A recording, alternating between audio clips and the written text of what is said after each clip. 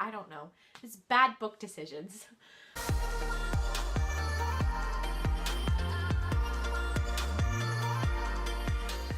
Hello everybody, it's Kristen here. Welcome back to my channel. So today I'm going to be bringing you guys a book haul. And if you follow me on Twitter, you will know that around mid-October, I went to my local library's book sale that they hold every year.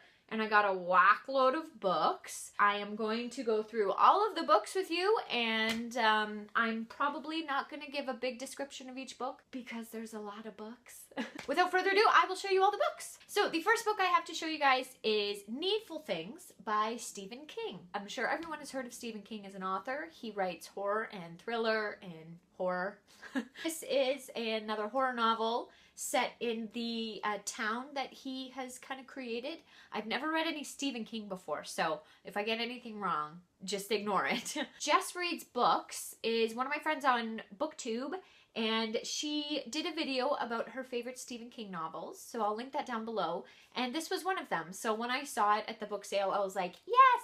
And paperback. The mass market paperbacks are only like $1 when you pay, so I was like, $1, totally. I also didn't have a candle burning for this video because I thought I can stack books here if needed, which I probably will need to. Next book up I have is Ghost Story by Peter Straub. This is a horror novel, and it's a classic kind of ghost story horror novel. I've never read any Peter Straub. So yeah, classic horror novel. You have four men who they do something in their past and then it comes back to haunt them. The next book up I have to show is The 12 by Justin Cronin. This is a thriller horror. This is set kind of in the future. A disease is in our world, and I think it has to do with like the disease that creates zombies or something like that. Don't really know. Justin Cronin wrote The Passage, and I have never read The Passage, but apparently it's a, you know, amazing thriller, and so I thought, hey, he probably isn't that bad with his other books. The next book up is The Enchanted by Rene Denfeld. This is a magical realism book, and I have only heard good things really about this book. I generally don't go for magical realism, but when you are book shopping and the books are like $1 to $2 and you see a book that you are like, I've seen it everywhere, I've heard great things about it, I'm gonna pick it up. So you have a prison inmate who is on death row, I think. So there is a lady who is an investigator hired to help the men escape execution. And she begins digging into his past. And so, yeah, I'm not a big fan of magical realism, but I have only heard good things, so we shall see. I have so many books now that I've bought that I can't tell you when I'll get to these, but I hope I get to them soon if I don't buy any other books. The next book up is City of Thieves by David Benioff, or Benioff, I don't know. When I first discovered BookTube, I heard this mentioned, and I picked it up in the library like a year to 2 years ago, but I never read it, and so when I saw it, I was like, no way. This is a story set in World War II, where two men have to go on a dangerous mission to go get eggs. Am I correct? They need food, so they have to go get eggs. And it's just their story. And it's a shorter novel too, which is nice because I tend to pick up a lot of big fantasy books. And so it's nice to pick up a shorter novel. So yeah, I have a little bit more of a historical fiction. Next up, I have Pines by Blake Crouch. So if you don't know who Blake Crouch is, he wrote Dark Matter, and that is blowing up the world of BookTube. Everyone loves it, and I haven't read it yet. This is a murder mystery story. After a violent accident that lands Ethan in the hospital, he wakes up with no identification and no cell phone, and then weird things start happening. Sounds good?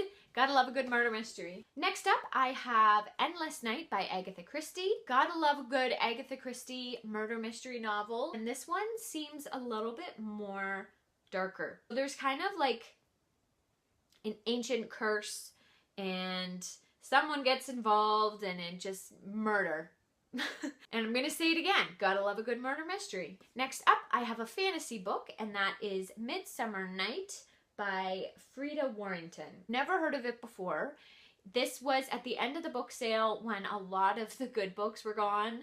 And I was just kind of looking through and I saw this one, and it's kind of the last day you get to fill a whole plastic bag up, and I think it's like $3 a bag. When you can shove as many books as you can in a bag, you do. So that's what I did, and I've never heard of this before. I have the Goodreads app on my phone, so whenever I'm at the book sale and I'm unsure about a book, I just scan the code in the back. The Goodreads app on the phone is super cool, and it pulls up all the information about it. And so generally, if anything is like a 3-star and below, I don't pick it up. I think this was around 3.5.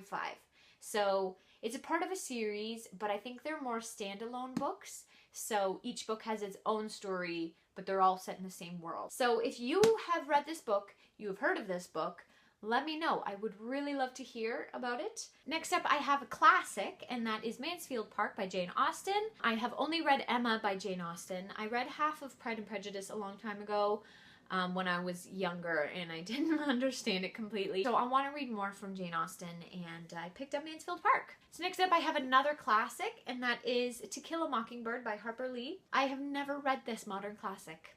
So when I saw it, I was like, I'm going to pick you up and I will read you next year. Hint, hint to what a 2018 goal is for me. It's an important story, and I want to read it. Next up, we have The Cuckoo's Calling by Robert Galbraith. Robert Galbraith is a pseudonym for J.K. Rowling, who wrote the Harry Potter books. So this is a murder mystery, and it's a new series with the same investigator. I've heard good things about it. I haven't heard amazing things. I want to read this just to see kind of J.K. Rowling's writing now. Again, murder mystery. Moving on, we have The City of Falling Angels by John Berendt. This is a historical fiction, and it's set in 1996, and an opera house is burned down.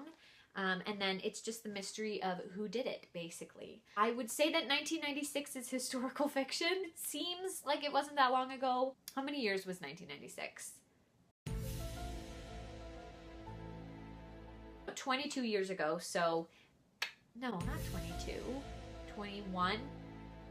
This is set in Venice, and I love the setting of Italy, so when I read that this was set in Venice, I was like, yes. It was rated okay on Goodreads, so I don't think it's going to be horrible. Next up, we have The 13th Tale by Diane Setterfield. This is a fictional story. In Goodreads, it says books about books, so I don't think you can go too wrong with that. This story revolves around an old lady who wants to tell her story, so she hires a biographer, Margaret, I think, and she tells her story. So basically, the book is about that. I feel like this is a little bit more of a fall read, like cozy, darker drama kind of story. So I might wait till fall next year to read that. I don't know. I should not make reading plans too far in advance. Next up, we have The Inheritance and Other Stories by Robin Hobb and Megan Lindholm. So that is the same person. Robin Hobb is her actual name, I think, and then Megan Lindholm is a pseudonym that she's used. So basically, Robin Hobb has written amazing fantasy books, and I haven't read any of it, and I want to in the future. So when I saw this one, I was like, hey, short stories by Robin Hobb, totally gonna pick that up. I can get a taste of what Robin Hobb's writing is like. I'm not the hugest fan of short stories because I generally want a full story. I'm gonna try it and see how things go. And it's in really good condition, so I was happy about that. Next up, we have A God in Ruins by Kate Atkinson. This is the companion novel to Life After Life. So Life After Life focuses on a lady who gets a chance to redo life. I haven't read it, so I'm not going to explain it very well. Basically, this is the companion novel, and A God in Ruins is the brother's story to the lady in this book. It's set in World War II, I believe. I saw that one, and no one had picked it up. It was on the last day, and I was like, hey, I own Life After Life. Why shouldn't I own the companion novel? Next up, we have Bel Canto by Ann Patchett. This has a lot of awards on it, which is really cool. I've heard a lot of good things about this. Basically, this is a story about friendships and relationships that are built and how they change people's lives. So this book takes place in South America. There's a birthday party, a lavish birthday party being thrown. And then basically some terrorists come in and they take the people hostage. So, like I said, it's about friendship and relationships and how they change our lives. Heard great things about this. When you see a lot of awards on a book, you're kind of like, yeah, I think I should get you. Next up, we have The Blessing Stone by Barbara Wood. This is a story about a meteorite that falls to Earth, and it holds a blue stone. The story is about how that stone gets passed on throughout history. So it kind of goes through basically like a lot of history. It was rated pretty good on Goodreads, so if you've read this one, let me know what you think about it. I say all this in every book haul if you've read any of them. I've never heard of Barbara Wood before, and this one kind of looked good. The cover looked appealing, except I hate the plastic library sleeves. I want to take them all off. The last book I have to show is Rebecca by Daphne du Maurier. I don't know what kind of what company did these covers of the classics, but they're really beautiful covers. It's got like the gold design on the side, and it's hardcover, and it's in good condition. So when I saw it, I was like, yes. If you have followed me for the past couple months, you will know that in October, was it September? I planned on reading Rebecca, and then I didn't. And then October, I thought about reading it, and then I didn't. So yeah, it didn't go so well for the reading portion of it. But when I saw it, I know I really want to read this eventually. When I saw it there, I was like, I'm taking this home.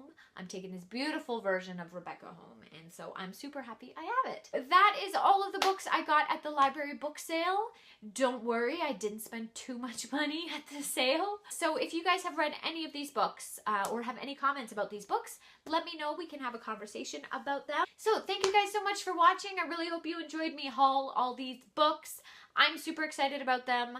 I really, really, really need to go on a book buying ban in the new year, so that's probably going to be happening. I know around Christmas I get given some books and I give some books away, so I'm not going to put the pressure on myself just yet. I'm going to really set some good reading goals and not get any more until I've read some of the books I've bought this year when I started BookTube. Thank you so much for watching, guys. Give this video a big thumbs up, click subscribe, and I will see you all in my next video. Bye!